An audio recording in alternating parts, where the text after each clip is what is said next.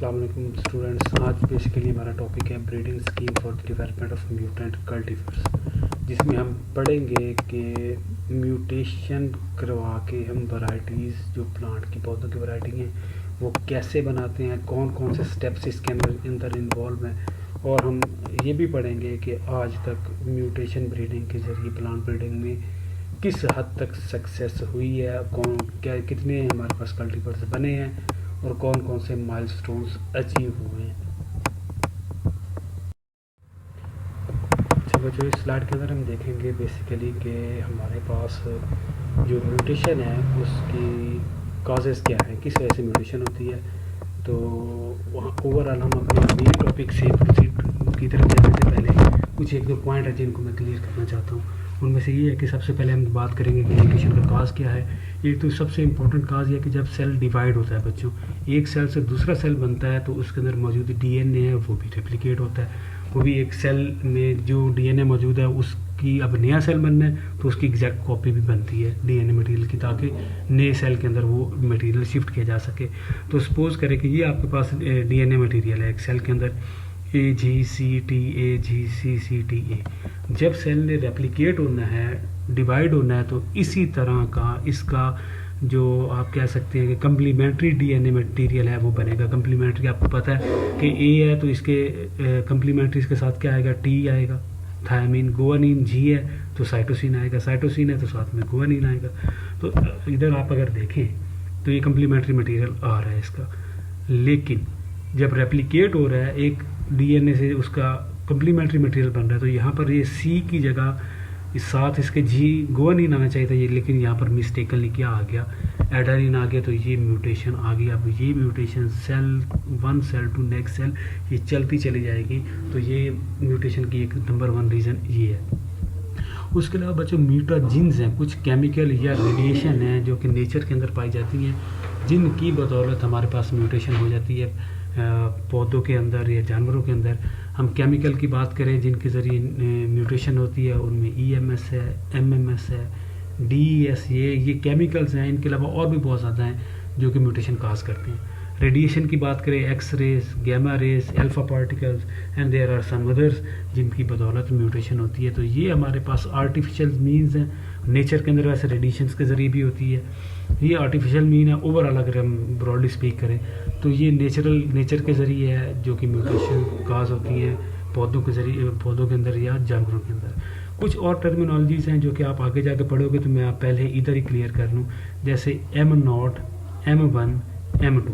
बच्चों ये सिंबल्स हैं। M0 इंडिकेट करता है, ये M0 इंडिकेट करेगा जो सीड, जिस सीड को हमने म्यूटेशन करवानी है, जिसकी अभी वो म्यूटेशन नहीं हुई, तो वो सीड जो कि पेरेंट सीड है जिसकी म्यूटेशन होनी है उसे हम कहते हैं M1।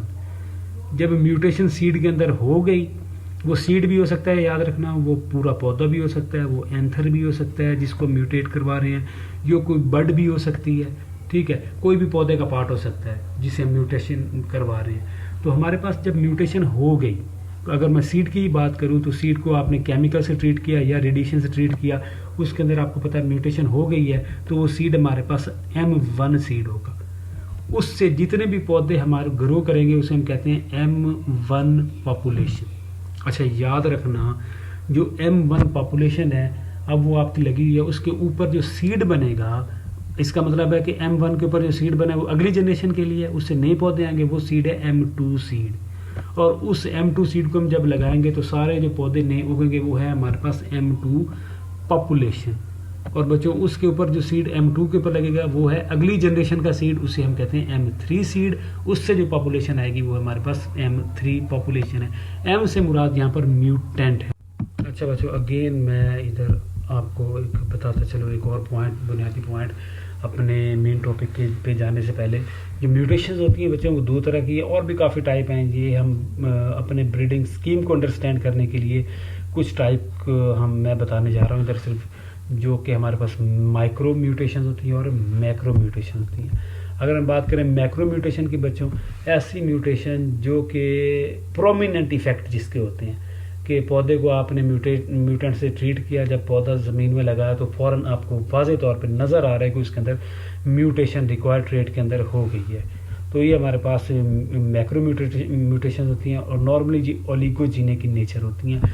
ओलिगोजेनिक से आपको पता है कि फ्यू जीन कंट्रोल करते हैं, और ये मेजर जीन होते हैं जिनके अंदर म्यूटेशन होती है और ये वाज़े तौर पे नज़र आती है। माइक्रो म्यूटेशंस हैं, इसके स्मॉल इफ़ेक्ट होते हैं बच्चों, और ये हम मैक्रो की बात करें तो इंडिविजुअल पौधे के ऊपर हमें पता लग जाता है कि म्यूटेशन हुई है। लेकिन माइक्रो की हम बात करें तो माइक्रो म्यूटेशन में आप इंडिविजुअल पौधे के ऊपर आपको नहीं पता लगता, ये कोई ज़्यादा वाजे नहीं होती। जैसे सपोज करें म्यूटेशन की आपने और पौधे के अंदर यील्ड में इजाफा हो गया तो उसके ग्रेन साइज़ में, तो ग्रेन साइज़ फ़ौरन तो नहीं पता लगेगा, आपको उसको मेजर करना पड़ेगा। और ये ग्रेन साइज़ हमारे पास ओलिगोजेनिक नहीं बल्कि पॉलीजेनिक ट्रेट है। इस ट्रेट को कंट्रोल करने के लिए बहुत ज़्यादा जीन इन्वॉल्व हैं। तो माइक्रो न्यूट्रिएंट जिनका इफ़ेक्ट बड़ा माइनर सा होता है, और माइक्रो म्यूटेशंस जिनका इफ़ेक्ट बड़ा माइनर होता है, और ये ज़्यादातर पॉलीजेनिक ट्रेट्स के अंदर होती है। तो इसको हम जो इवेलुएशन है इसकी इवेलुएट करने के लिए हमें बहुत सारी बायोमेट्रिकल टेक्निक्स और कुछ एनालिसिस करने पड़ते हैं।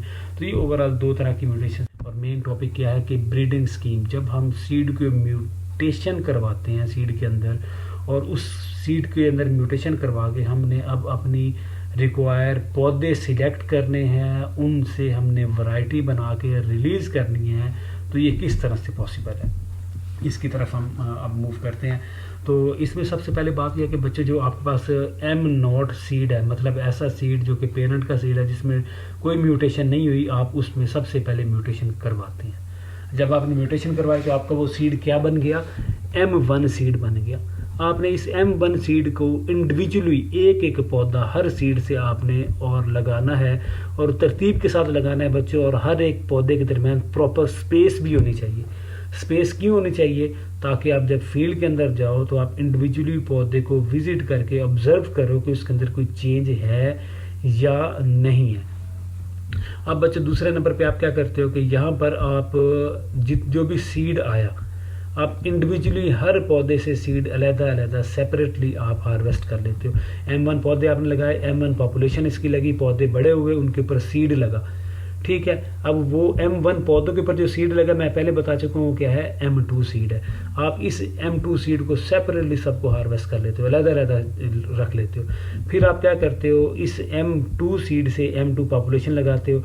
इंडिविजुअल जो पौधे का सीड आपने हार्वेस्ट किया उसे आप लाइनों के अंदर लगा देते हो, हारे के अंदर। फिर आप फील्ड में विजिट करते हो, जो पौधे आपको ज़्यादा अच्छे नज़र आते हैं, फर्टाइल हैं, उनकी ग्रोथ अच्छी है, नॉर्मल लग रहे हैं, आप उनको इंडिविजुअली सिलेक्ट कर लेते हो आप यहाँ पर, ठीक है।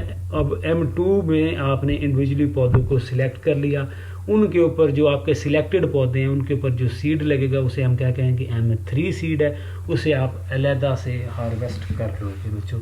अब जो अलहदा से हार्वेस्ट कर लोगे तो अगले सीज़न के अंदर आप वो जो सिलेक्टेड पौधे हैं उनका सीड आप स्पेस प्लांट करके, मतलब है कि काफ़ी स्पेस के ऊपर लगा के उनको आप फील्ड में लगाओगे, और ये आपकी M3 पॉपुलेशन आ जाएगी। इसको भी आपने स्पेस प्लांट लगाया और इंडिविजुअली फील्ड में विजिट करेंगे। जो आपकी बेहतर लाइनें आपको नज़र आ रही हैं कि यार ये मेरी लाइन बहुत अच्छी है, इसकी परफॉर्मेंस अच्छी है, आप उसको सिलेक्ट कर लोगे। और अगर सपोज करो ये आपकी बहुत अच्छी लाइन है और इसी तरह की ये भी आपकी एक लाइन है जो कि एग्जैक्ट इसी तरह की है, ये नंबर 2 लाइन और ये वाली ये जो हमारे पास सपोज करें ये लास्ट लाइन है, इनका आपस में जो सीड है, जो इनकी ट्रेड्स हैं वो एग्जैक्ट सेम है, तो आप इनको क्या कर देंगे, इन दोनों लाइनों का सीड मिक्स करके अपने पास रख लेंगे। अगर ये सेम नहीं है तो हैं बहुत अच्छी, तो आप इनका सेपरेट सीड अपने पास रखोगे। तो अगले साल आप क्या करेंगे, जो M3 पौधे के ऊपर सीड लगा आप उससे M4 पॉपुलेशन जनरेट करवाओगे, और इसमें भी आप क्या करोगे, अपने पौधे जो बेटर आपको लाइनें नज़र आ रही हैं उनको आप सिलेक्ट कर लोगे, और जो बेटर हैं जो एक जैसी लाइनें हैं उनको आप मिक्स कर लोगे, जो एक जैसी नहीं है लेकिन बेहतर हैं बहुत अच्छी हैं उनको आप सेपरेट रखेंगे। अगले साल आप प्रीलिमिनरी यील्ड ट्रायल के अंदर आप इनको भेज देंगे। इसमें क्या होता है कि आपकी जो सिलेक्टेड लाइन है उनको ब्लॉक्स के अंदर लगाया जाता है और उसके साथ कुछ चेक वैरायटीज़ लगाई जाती हैं। चेक वैरायटीज़ क्या बच्चों, जो कि मॉडर्न कल्टीवर होते हैं, जिनके साथ आपकी सिलेक्टेड लाइन को कंपेयर किया जाता है। अगर तो ये आपकी लाइन अच्छा परफॉर्म कर जाएं मॉडर्न कल्टीवर की निस्बत, तो आप सुपीरियर जो लाइन होती हैं उनको आप सिलेक्ट कर लेते हैं। जो लाइनें मॉडर्न कल्टीवेटर से अच्छा परफॉर्म कर रही हैं उनको आप सिलेक्ट कर लेते हैं। अगले साल आप उनको मल्टी लोकेशन मतलब बहुत सारी जगहों पे लगा देते हैं। ये गवर्नमेंट के इदारे हैं जो कि इन टेस्ट को प्रीलिमिनरी यील्ड ट्रायल्स और जो हमारे मल्टी लोकेशन ट्रायल है इनको डील करते हैं।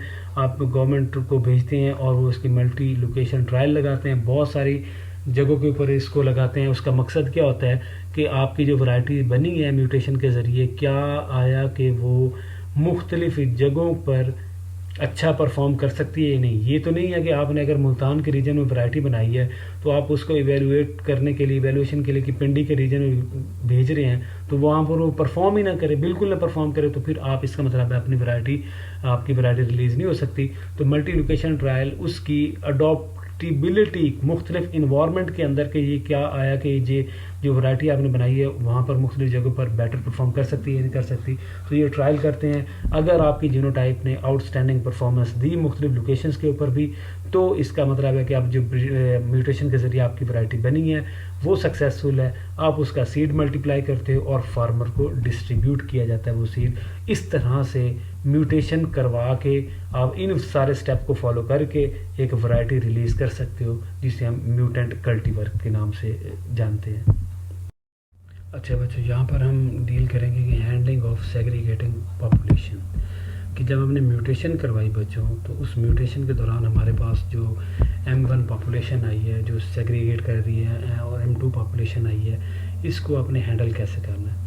सबसे पहली बात तो ये याद रखना बच्चों कि हमारे पास जब आप M1 जनरेशन के अंदर सीड को ट्रीट कर रहे हैं केमिकल्स के ज़रिए, कि आप म्यूटेशन जनरेट कर रहे हैं और उसके अंदर सीड को केमिकल लगाया ताकि उसमें म्यूटेशन हो, तो म्यूटेशन करवाने के बाद फ़ौरन सीड को बहुत अच्छी तरह से आपने वॉश कर लेना ताकि उसके ऊपर मौजूद सारा केमिकल उतर जाए। अगर केमिकल लगा रहा तो सीड जो आप ग्रो करवाओगे वो जर्मिनेट नहीं होगा, वो मर जाएगा।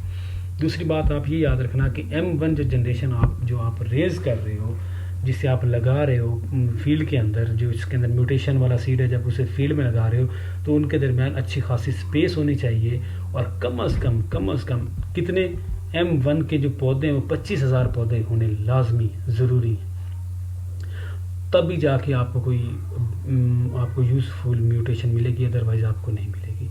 अगर आप समझते हैं कि जो आप केमिकल यूज़ कर रहे हैं वो हाई म्यूटेशन फ्रीक्वेंसी है उसकी, कि वो बहुत ज़्यादा म्यूटेशन कर सकता है आपके सीड के अंदर, तो फिर ये है कि आप अपनी M1 पॉपुलेशन का साइज़ कम कर सकते हैं। अदरवाइज़ नॉर्मली यही है कि जब आप म्यूटेशन करवाते हो तो उस म्यूटेशन करवाने के दौरान जो आपके पास सीड आया कम से कम 25,000 प्लांट फील्ड के अंदर लगने ज़रूरी हैं। और दूसरी बात यह है कि आपने जब M1 पॉपुलेशन लगाई बच्चों तो उसको एक चीज़ का ख्याल रखें कि उसके अंदर क्रॉस पोलिनेशन ना हो। मतलब ये है कि जो पोलन्स हैं वो जिस म्यूटेंट अगर पौधे के हैं तो म्यूटेंट पौधे के पोलन ही फर्टिलाइज़ करें ओवरी को, कहीं और से पोलन ना आ जाए, तो आपका जो म्यूटेशन का जो सारा प्रोसीजर है वो सारा डिस्टर्ब हो जाएगा अगर उसके अंदर क्रॉस पोलिनेशन हो गई तो। उसके बाद अगली बात बच्चों ये है कि कम से कम जो आपके पौधे हैं उनको 75 to 100 मीटर जो म्यूटेंट, अगर आपकी पॉपुलेशन है सपोज करें M1 आप सीड लगाना चाह रहे हैं तो जो इसके M0 पौधे हैं जो पेरेंट हैं जो कि म्यूटेंट नहीं है उससे कम 75 से 100 मीटर दूर होना चाहिए। या अगर सपोज करें आप म्यूटेंट राइस की M1 पॉपुलेशन लगा रहे हैं और साथ ही आपने राइस की कोई और जीनोटाइप लगानी है जो म्यूटेंट नहीं है तो कम से कम 75 से 100 मीटर दूर हो ताकि आपके जो पौधे हैं उनके दरमियान ये म्यूटेशन का जो प्रोसीजर हुआ, जो म्यूटेशन हुई उसको मिक्सिंग ना कर दें। ऐसा ना हो कि म्यूटेंट पौधे जो आपके हैं उनके साथ जो आपकी मॉडर्न कल्टीवर जो आपने लगाई है जो म्यूटेंट नहीं है उसके पोलन आके उसके फर्टिलाइज कर दे। तो जो आपने बाद अगर हम बात करते हैं M2 पॉपुलेशन की बच्चों, तो M2 पॉपुलेशन के अंदर आप क्या करते हैं, दो तरीके हैं। जब आपने M1 सीड लगा लिया बच्चों तो M2 आपको वहाँ से आपने अच्छे पौधे सिलेक्ट कर लिए, ठीक है, अच्छे पौधे सिलेक्ट किए, उससे आपने M2 सीड ले लिया। अब उस M2 सीड जो आपने लिया उसका एक ही तरीका है कि जितने भी आपने एक पौधे आपको जो पौधे अच्छे लगे उस एक पौधे से आपने सारा सीड ले लिया, इसी तरह दूसरे पौधे से सारा सीड ले लिया, तीसरे से ले लिया, जो आपको पौधे अच्छे लगे हैं उन हर एक पौधे से आपने कंप्लीट सीड लेके उसको आपने ज़मीन में लगा दिया। एक दूसरा तरीका क्या है कि अगर आपने कोई म्यूटेशन करवाई है M1 पॉपुलेशन में और आपको नज़र आ रहा है कि ये सिर्फ पौधे के एक टिलर में म्यूटेशन हुई है, बाकी जो टिलर हैं वो उनमें म्यूटेशन नहीं हुई, कि मतलब ये ओलिगोजेनिक म्यूटेशन है जो मैंने पहले बता चुका हूँ, जो वाज़े नज़र आ जाती हैं, तो आपको फ़ौरन नज़र आ गई कि यार ये सिर्फ एक ब्रांच के अंदर या एक स्पाइक के अंदर म्यूटेशन हुई है, तो आप पूरे पौधे के बजाय वही ब्रांच के ऊपर जो सीड लगेगा या उस स्पाइक के ऊपर जो सीड लगेगा वो आप लेंगे, वो सीड उसके ज़रिए आप अपनी M2 पॉपुलेशन को लगाएंगे और उसे इवेलुएट करेंगे। तो मैं इस पॉइंट को थोड़ा सा, मुझे लगता है शायद आपको समझ ना आए, तो मैं थोड़ा दोबारा इलेबोरेट कर दूँ बच्चों। हमारे पास क्या है कि इसके अंदर मेन तरीका ये है कि एक तो आपने म्यूटेशन करवाई, ऐसी म्यूटेशन जो कि वाज़ेह नहीं है, क्लियर नहीं है, जिसको मैं पहले बता चुका हूँ माइक्रो म्यूटेशन। तो आप क्या करते हैं कि जो आपको अंदाज़ा होता है कि इन पौधों में म्यूटेशन हुई, आप सारे का सारा सीड लें और उस M1 का जो सीड है, M1 पॉपुलेशन का जो सीड है जिसे हम M2 सीड बोलते हैं, उससे आप पूरी की पूरी पॉपुलेशन, एक जो पौधा है उस पर जितना सीड है उससे पूरी पॉपुलेशन आप लगा लो। इस तरह दूसरे पौधे से, तीसरे पौधे से। नंबर सेकंड केस ये है कि जब हमारे पास म्यूटेशन ओलिगोजेनिक होती हैं, जिसे मैं मैक्रो म्यूटेशंस कह चुका हूँ, जो कि बड़ी वाज़ेह और प्रोमिनेंट नज़र आती हैं, जब आपको फील्ड में M1 पौधे ऐसे नज़र आए जिनमें वाज़ेह म्यूटेशन है और वो म्यूटेशन एक पौधे के पूरे सारे टिलर पे नहीं है, अगर वो एक टिलर पे है या एक ब्रांच के ऊपर है, एक स्पाइक के ऊपर है, तो आप सिर्फ वो स्पाइक, वो ब्रांच या वो टिलर लेंगे जहाँ पर म्यूटेशन हुई है और उससे अगली पॉपुलेशन को आप ग्रो करवाएंगे। तो ये तो M2 पॉपुलेशन को हम कैसे हैंडल करते हैं, कैसे लगाते हैं, वो था इस पॉइंट के अंदर। अच्छा बच्चों, जब ये सिलेक्शन, ये म्यूटेशन हमने करवाई और अपनी M2 और M1 पॉपुलेशन हमने लगा दी, तो M1, M2, M3, M4 population हमने लगाई, तो मैंने ये कहा कि हमारे पास जो अच्छे पौधे होते हैं बच्चों, हम उनको सिलेक्ट करते हैं।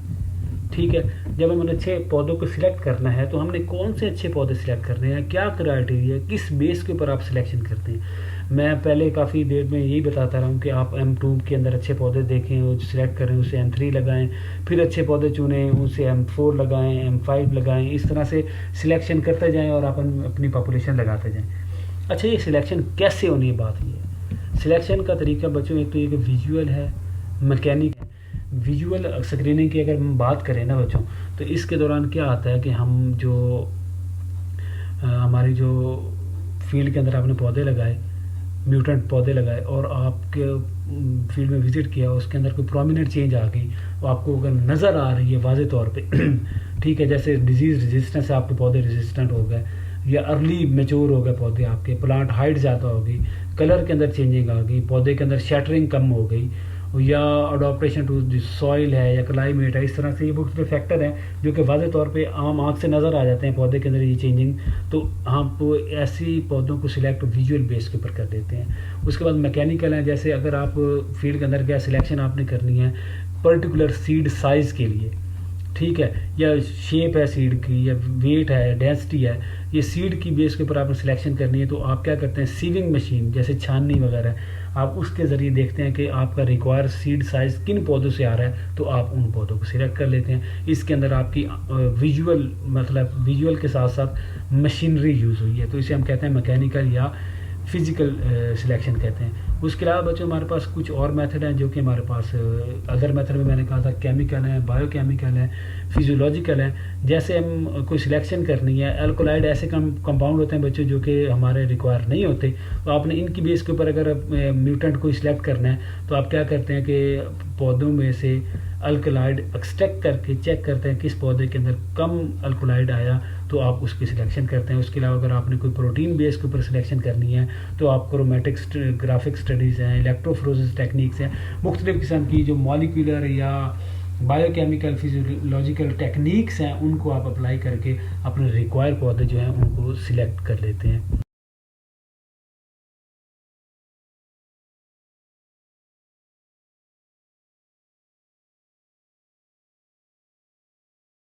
अच्छा बच्चों, अब हम कुछ माइलस्टोन्स की बात करते हैं कि हमारे पास ये म्यूटेशन ब्रीडिंग के अंदर मुख्तलिफ़ अदवार में क्या क्या कंट्रीब्यूशंस हुए। सबसे पहले अगर आप देखें कि म्यूटेशन ब्रीडिंग की जो सिलेक्शन है, जो कि म्यूटेंट पौधों की सिलेक्शन है, उसका जिक्र 300 BC चाइनीज़ एक बुक है लुलैन के अंदर ये जिक्र मिलता है। उसके बाद अगर हम बात करें 1590 के अंदर first verifiable spontaneous plant mutation है। ये उस पौधे को इंसिसा के नाम से बोला जाता है, और ये क्या था, ग्रेटर डिक्लाइन एक जड़ी बूटी है जिसके अंदर इसको सबसे पहले रिकॉर्ड किया गया। उसके बाद 1901 टू 1909 तक डिवरीज, होगो डिवरीज जिसे बोलते हैं, इसने म्यूटेशन के अंदर इंड्यूस म्यूटेशन जो रेडिएशन को यूज़ किया और इंड्यूस म्यूटेशन करवाई कि पौधों के अंदर और जानवरों के अंदर म्यूटेशन करवाई, और उसके बाद जो पौधों के अंदर म्यूटेशन थी उसका एक आप कह सकते हो कि एक नया दौर शुरू हो गया। उसके अलावा 1907 क्रैमर है, उसने पब्लिश किया कि स्पॉन्टेनियस म्यूटेशन जो कि पौधों के अंदर होती है, नेचर भी होती है, एक्सटेंसिव। उसके बाद अगर हम बात करें 1927 की, तो फर्स्ट जो प्रूफ था इंड्यूस म्यूटेशन इन प्लांट, ठीक है, रेडियम रेज ट्रीटमेंट के ज़रिए, दतूरा प्लांट था उसके अंदर ये रेडिएशन के ज़रिए सबसे पहला प्रूफ आया, ठीक है, इंड्यूस म्यूटेशन को। उसके बाद हम बात करें कि 1927 मलर साइंटिस्ट था वर्किंग विद दी ड्रोसोफिला, इसने ड्रोसोफिला जो ये हमारे पास मक्खी होती है, फ्रूट फ्लाई हम जिसे बोलते हैं, उसको ऊपर ये काम किया और म्यूटेशन एक्स-रेज के ज़रिए उस मक्खी के अंदर करवाई। उसके बाद 1928 की बात करें तो स्टेडलर एक साइंटिस्ट था, उसने इन्हीं रेज को यूज़ किया और फिर उसने म्यूटेशन करवाई इसके अंदर, बार्ले के अंदर, मेज़, वीट एंड ओट के अंदर, और इस तरह से पौधों के अंदर म्यूटेशन का एक नया दौर शुरू हुआ। 1936 की बात करें, सबसे पहले जो इंड्यूस म्यूटेशन जो आर्टिफिशियल म्यूटेशन होती है उसके ज़रिए सबसे पहली वैरायटी बनी टोबैको के अंदर क्लोरीना के नाम से, और ये क्या था, एक्स रेज के ज़रिए इंडोनेशिया वालों ने बनाई थी ये वैरायटी। उसके बाद अगर हम बात करें 1942 की, first report of induce disease resistance in crop plants थी, एक्स रेज के ज़रिए पौधों को ट्रीट किया गया बार्ले को, और उसके अंदर म्यूटेशन लेके आए अगेंस्ट माइल्ड्यू रेजिस्टेंस, ठीक है, ये बीमारी होती है और पौधों के अंदर इस माइल्ड्यू बीमारी के बार्ले के अंदर रेजिस्टेंस इंड्यूस करवाएगी एक्स रेज के ज़रिए। 1944 और 1946 के दौर की हम बात करें, पहली केमिकल इंड्यूस म्यूटेशन का रिकॉर्ड दिया गया। पहले तो एक्स रेज वगैरह थी, ये पहली दफ़ा जो केमिकल इंड्यूस म्यूटेशन थी वो भी मार्केट में आई। उसके बाद 1949 की बात करें, first plant mutation experiment using cobalt 60, ठीक है, अब ये एक्स रेज की बजाय कोबार्ड 60 जो कि हमारे पास रेडियो एक्टिव एलिमेंट है, इसे यूज़ करके म्यूटेशन करवाई गई। और फिर 1954 की बात करें, first release of mutant variety in a vegetatively propagated plant, जो कि ट्यूलिप फ्लावर जो होते हैं उसके अंदर हमारे पास वैरायटी बनी गई। और इसके अलावा अगर हम बात करें बच्चों, ये जो सारे इंड्यूस म्यूटेशन के सोर्सेज हैं या नेचुरल म्यूटेशन के सोर्सेज हैं, एक्स रेज हो गई हमारे पास, केमिकल्स हो गए, ये सारे बच्चों रैंडम म्यूटेशन काज करते हैं। पता नहीं हमारे डिज़ायर पौधों के ट्रेट में म्यूटेशन हो, अनडिज़ायर में हो, इस तरह से हमारे पास कुछ डिज़ायरेबल प्लांट भी बनते हैं और बहुत सारे अनडिज़ायरेबल प्लांट बनते हैं। तो लेटेस्ट हमारे पास जो आप माइलस्टोन कह सकते हैं वो है ये क्रिस्पर-कैस हो गया, जिंक फिंगर हो गया, टैलेंस हो गया, ये मॉलिक्यूलर टेक्निक्स हैं बच्चों। पहले जो हमारे पास रैंडम म्यूटेशन होती थी, अब ये रैंडम म्यूटेशन का दौर नहीं है, बल्कि जिस ट्रेट के लिए जिस जीन में आपने म्यूटेशन करनी है, तो ये जो मैंने नाम लिए क्रिस्पर-कैस, टैलेन और जिंक फिंगर, इन टेक्निक के ज़रिए आप अपने डिज़ायरेबल म्यूटेशन काज करते हैं। और ये सबसे बड़ा माइलस्टोन है इस सदी का, जिसके ज़रिए आप अपने डिज़ायरेबल प्लांट बना के उनसे अपने डिज़ायर ट्रेट्स और डिज़ायर वैराइटीज़ की तरफ मूव कर सकते हैं। Thank you very much. This is for all about this lecture.